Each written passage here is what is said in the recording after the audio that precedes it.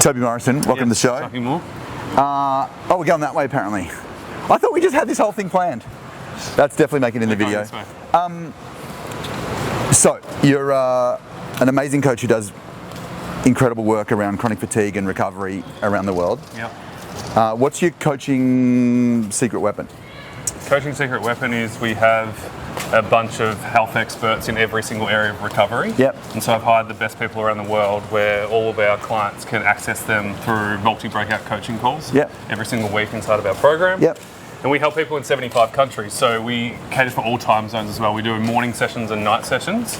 And all the world, all the time. Yeah. Think about the day you started this business. Did you ever, in your wildest dreams, believe it would end up like this? I had a huge vision. Did you? Yeah, I did. When I was 16, I knew I was going to do something incredible like this. Yeah. My vision was I was on stage. Yeah. Helping hundreds of thousands of people. Right. Kind of speaking. Yep. Kind of like the Tony Robbins of chronic fatigue syndrome. Right. So I saw the vision, but never in my dreams did I imagine it being, reaching 75 countries and thousands of people. Yeah. And just the way we run it, it's my way. Yeah. What do you mean by that? Well, it's pretty unique to help people with chronic fatigue syndrome. I just had to be one step up, so I'm at eye level. It's good. I've always looked up to you. It's like, we're in the medical profession. We help people with a pretty serious illness. Yeah. But to do it with my own personality and my team's personality and our Australian culture, yeah, and still reach 75 countries is insane. It's kind of boss. Yeah. All right, let's talk about early screw up. No business is like a straight line from I want this to I get that. Yeah. What's a mistake you made? Actually, what's one mistake that early coaches make, or that you made early in the day that made things harder that you regret? Before I met you, we sold lifetime access. Right. And it was a one-off payment. Okay. And we had, at one point we had 2,000 members in the program. Yeah. But the business wasn't producing enough income to support the clients better with better teams. Yeah. Right. And so we've got a documentary coming out this year. I know. I'm so excited. And a book. And a book. Yeah, second book. But without what I've learnt with you and creating a company that is continually growing. Yeah. We wouldn't even be able to develop the documentary. Yeah. Without funds, right? Yep. And so the biggest mistake I made early on was didn't foresee the future from a business standpoint. It was just we'll just sell a thing and we'll help as many people as possible. But now we're actually selling a thing that's really, really unique, but very impactful, but it's something that can then help them even deeper because we can allocate those funds that we make back into the people and help more people. Yeah. I love it. Oh, thank you. You didn't have to do that. Cheers. That was smooth. Lovely chai. Lovely not chai. What's the dumbest thing you believed about coaching when you got started? When someone recommended you, they're like, "Oh, check out this Taki Moore guy," and I went onto your website. Yeah. This is 2014 or 15. Right. And it said $1 Million Coach. Yeah. And there was you. Yep. With the whitest teeth. Dude. Super perfect skin. You just look so fake. Dude, you look so fake. You bastard. And I was like, this guy's a scammer. I was like, you scamming motherfucker. Really? And I was like, there's no way you can make $1 million as a coach online. I was like, I'm not buying it. I don't believe it. And I think the biggest limiting factor is the belief in what's possible in life. Yep.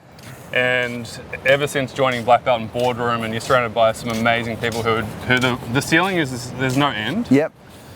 It just opens your mind up to what's possible and what you can achieve in business and in life. And so, I think the dumbest thing that I believed is that, there's a ceiling. Right. And it's limited. Yes. And one of my biggest sayings is proximity is power. And just being surrounded by people who are incredible, doing great things, it just opens your minds up to what's possible. Well, let's talk about that. And then, do you reckon we sit on the beach? And we can look out at the surf, which would be nice. Who in the community, we just had 3 days together, who in the community inspires you and why? Who deserves a shout out? I would say Tony Fraser Jones is one. Yeah. Totally different business. He helps tradies. Yep. All around the world. Yep. I just love his wisdom. I love his integrity. Yep. I love how he goes about caring about his team. So much, hey? I love his leadership, and I love how much he cares about the people that work for him. Yep. And for me, it's like it's inspiring, because it means, like, you know, I can do the same with my team and my people. 100%. Culture is king. Culture is king. Take me back to a moment where you're like, man, this is really hard. I don't think I can go on like this.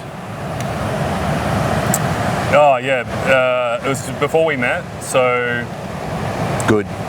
Business was actually 2 times. Yeah. We had one after we met as well. 100% we did. So first time was before we met. Again, no growth plan for the company. Yeah. Stuck at a ceiling. And I was about to shut down the entire company, because I was just like, I can't reach and help the amount of people I want to reach. Yeah. Limited staff, limited resources. And so one of the best bits of advice was, before you shut it down, why don't you do it the way you've always dreamt of doing it? Yeah. That works for you. Give it 6 months. Yeah. And if it doesn't work after that, then shut it down. Yeah. And so I did what this lady said. Shout out to Selena Burns, if you ever watch this. And so I just fully went all in on what I wanted, which was group coaching. Yeah. No one-on-one directly from me, and at a premium so we can serve better. Yeah. And that's ultimately what created the new model that it is today, that's helping thousands of people in 75 countries. Yeah. And then the second one was when you and I were working together mid-term, early on. And I got to a new level that I never thought was possible, and I thought it was going to be all rainbows and sunshines, and it wasn't. Yeah. It was extremely difficult. Yep. What were the hards? The hard parts? Yeah. Thinking that as your business grows and your company grows and the resources grow, that life just becomes super easy. But as you grow, it's like growing pains with a baby. You know what I mean? Dude, it's like going to the gym. Like, I remember starting at the gym, and I'm like, does this ever get easier? I'm like, and they said, no, you just get better. You just lift heavier weights. Stronger, exactly. Yeah. So new level, new devil. Just wasn't a fun experience, kind of reaching that new peak of like the epitome of what success would look like, and going, this is hard. Yeah. You know, but we're coming out the other end now, and it feels incredible. What'd you do to get through?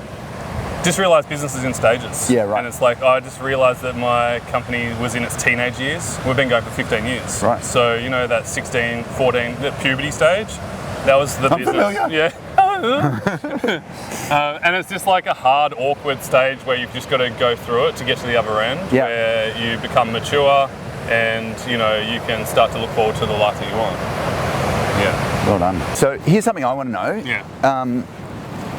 You're in a non-business coach niche. Yeah. Right? Yep. And you've thought a lot about pricing. Yep. Because you want to build a great business, and you also want to help as many people as possible. Yeah. What do most coaches get wrong about pricing? And what have you got, or even like, what have you gotten wrong about pricing? Well, what most people don't understand in business, particularly non-business owners and clients, don't understand that you have to charge a certain amount of money in order for the business to be sustained, minimum, at a minimum term. Yep. Right, and it's like, if you don't have the resources, you can't invest back in the company that grows the team, that then helps the clients win even more. Yep. And so I'm really proud that we're a company with integrity, but we charge the right amount that is appropriate for the value that we give. Yep. We actually go beyond what they pay. Of course. And I think for me, the most important thing is choosing a price that feels comfortable in your head, heart, gut. Yep. So you feel aligned to it. Yep. But also, you should never discount your services, because you'll be attracting discount clients who will be expecting cheap, fast ways to get results that are inevitable. You can't get that anyway. Yeah. You know, nothing great happens overnight. So if I'm a brand new coach and I've got an idea and I need to figure out how to price it, do you have any like question you ask or a way to think about it? For me personally, it's a fairness thing. Yeah. So, and this isn't for everyone. No, that's fine, please. But particularly from business to client. Yeah. For me, it's what feels right and fair for the company in order to do great quality, high quality work. Yeah. And also the exchange of what value they get. But for me, it's like the result that we give people, which is to help them get their life back, is fucking 100 times X what they pay us. Yeah. you know. And so I think so healthy profit margin for you, huge return on investment of time, energy, money for them. For them, yeah. All right. And it has to just feel right in the head, heart, gut. Yeah, it has to feel aligned. If someone says, oh, you need to charge this much, just because someone yelled out a number, but it doesn't feel right in your gut, yes, you won't be able to sell that. What's your secret weapon as a coach? Like if you go, yeah, we do all this stuff, but the thing that really helps us succeed at business and succeed with clients is X. Personability. Being personable. Like, so many coaches they're so robotic and they're just thinking about the outcome. But what I do is I treat someone like it's the most important moment of their life in terms of connection. So I don't seek to like try and get them a result. I'm like trying to go deep into who you are as a person and connect with you on a personal level. And if I can do that, then the rest is easy. Yeah, right. Yeah. And that's what most people, and maybe I'm lucky because I've got parents who are very open and can talk to anybody, and so I've got that gift. Yeah. But I do think you can learn it, and we teach this with all of our coaches, because you can say all the right things, but if you're not connected to the person, what are your it's just not good. Yeah, dude, I think that's 1,000% true. If you wanted to decode it into, no, fuck it. No, the key is, right, when you're looking at the camera or you're looking at the person on Zoom, stop thinking about yourself. Yeah. That's number one. Like, set the intention before you get on your group coaching call or, you know, whatever you're doing, your video or whatever. Think about the person behind the lens who needs to hear what they need to hear from a place of love and integrity. And if you do it like that, you're only going to kind of project a high quality outcome. Versus if I come on, I'm like, what am I going to say to make myself look good? Yeah. You're fucked. You're doing it all like, wrong. Yeah. You let us swear on the YouTube channel? I don't know. Well, I don't know either. I've been swearing, so let's assume it's okay. Yeah. Excuse my French. No, you're fine. If we take that idea, I've got this memory of you, maybe it was in Fiji or maybe it was in Hawaii, and we're chatting about writing emails, and like the opening sentence you say to yourself before you write. Yes. Show them that you give a shit. Yeah, show them how much you care. Show them how much I care. Yeah, and that's just true. Like, I think most people just like, most business owners, they're just constantly thinking about the end result selfishly. Yep. So, you know, I started this company to help people first and foremost. Yeah, of course. And so, you know, that intention has to run pure through everything that you do. Totally. And as soon as you start thinking selfishly of yourself, that's when you shoot yourself in the foot and it doesn't work. Yeah. Yeah. Show them that you care. So none of us is self-made, we're all community-made. Yeah. What's something you've borrowed, stolen, adopted and adapted from people in our world? Or even from us? I would say I've learned from you specifically, I would say the art of presenting. Yep. Of connecting in a room full of people, whether it's 30 people or 300 people. I love bigger webinars and workshops. Yep. So if I can have 500 people on a workshop, I love it. Yep.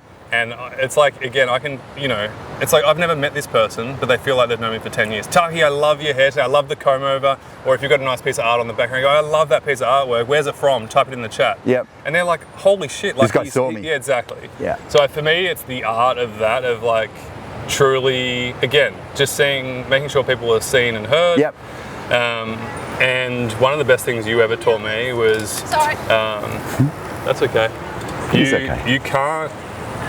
You can't necessarily, you know, individually go, all right, you need this and you need this on a group coaching call with 500 people.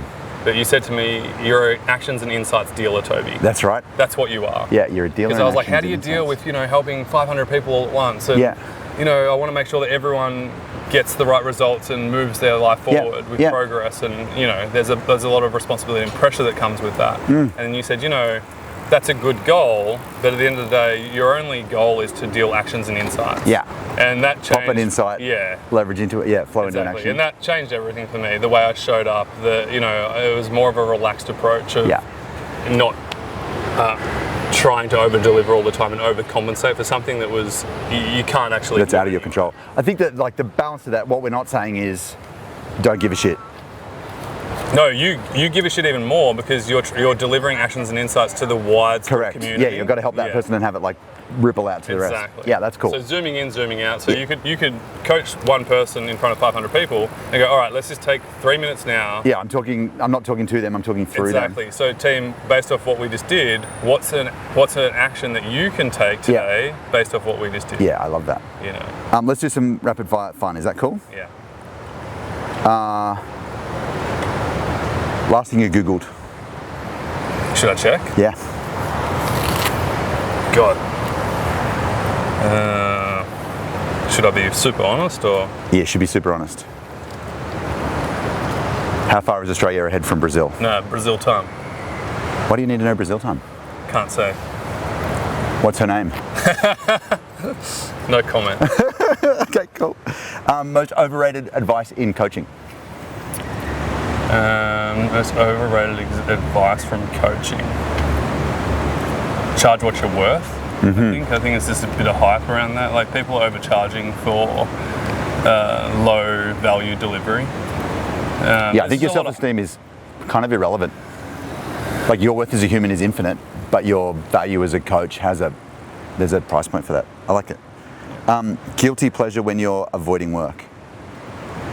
Guilty pleasure when I'm avoiding work.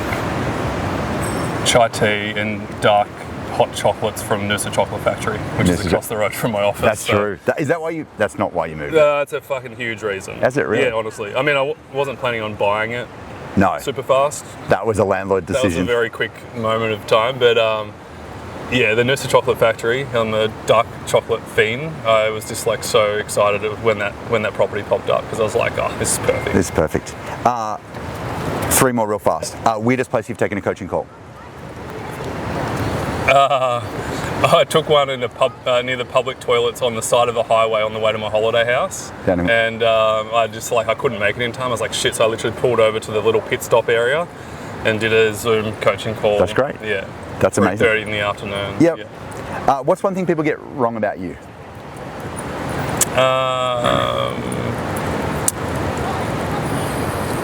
I think I'm a good person, and I think the people who know me know that I'm a good person, and the people who don't know me, the people who don't think I'm a good person just don't know me yet. And I learnt that from you. Yeah, that's what you did to me, you bastard. In your face. That's true. Yeah, you deserve it. You totally deserve it. That's true. I totally in your face. So, I think one of the things people probably people just look at me and think like life is just easy and awesome all the time, and the truth is it's not. It's challenging, So I think that's probably the hardest thing that I deal with is like people just think because I've got an incredible business and we help people all around the world and oh my God, like look at your life. They're like, wow, like he's just got it easy. Yeah. And I think that's probably what I find most challenging is like, not often do I get like asked like how are you going? Because they just assume that everything's great. Everything's great because they haven't experienced the life that I've got. Yeah. But the better you do in the world and the bigger your company is and the more money you make, the more responsibility you carry have. more, for sure. And people just don't know that until they're Yeah. So if we're grabbing a chai this time next year, what are we celebrating? We're celebrating the launch of the documentary. It's going to reach over 500,000 What's it called? people. Freedom. Did you hear that? Ding! Freedom. Literally freedom. So CFS Health stands for Choice, Freedom, Success, because we help people make different choices that creates more freedom and then ultimately lets them live their life again, which is success. Yeah. I'll be traveling around the world interviewing all of our clients who are getting their life back, and we'll be, there's one lady in Norway right now who's got a private ice igloo thing where she does ice bathing every morning in the snow, and so I was like, I'm going to come and interview there. Just things like that. We'll just be having a good time. I love it. Yeah, dude, so good, man. I'm proud of you. I'm stoked that we're in each other's world, and I'm glad that there's someone like you doing what you do in the world. Well, I wouldn't be where I'm at without you. So, I know you. I'm not doing this for that. Yeah, exactly. But stop it. You honestly have made a massive impact in my life. So, appreciate you, man. You're a good man. Don't make me cry. Don't make me cry too.